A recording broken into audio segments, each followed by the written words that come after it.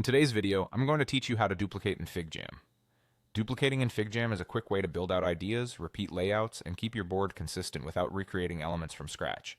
Let's walk through it from the very beginning so you can follow along smoothly. Start by opening your browser and heading to figma.com. Sign into your account to get to your workspace home. Once you're in, look for your FigJam files. You can either open the FigJam section or pick a recent file right from your home screen. This takes you into your board where all your sticky notes, shapes, text, and connectors live. Inside the board, click once on the element you want to duplicate. You'll know it's selected when you see the selection outline and handles around it. This could be a sticky note, a shape, a text label, or even a group of items.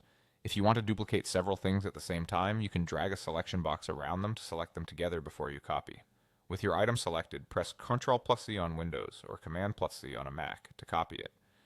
Then press Ctrl+V on Windows or Command+V on a Mac to paste. Each paste creates a duplicate. You can paste multiple times in a row if you need several copies.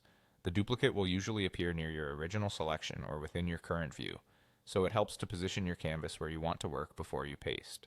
Once the duplicate appears, click and drag it to place it exactly where you want. For cleaner alignment, hold Shift while dragging to keep movement constrained horizontally or vertically, and use the arrow keys to nudge it into place. Duplicated items retain their original properties: colors, text, size, and any quick formatting, so you can maintain consistency across the board. If the shortcut doesn't seem to work, make sure the canvas is active and that the element itself is selected. If you are editing text inside a sticky note, press Escape to exit text editing, then try copying again. Also confirm your browser window is focused and that no other app is intercepting the shortcut.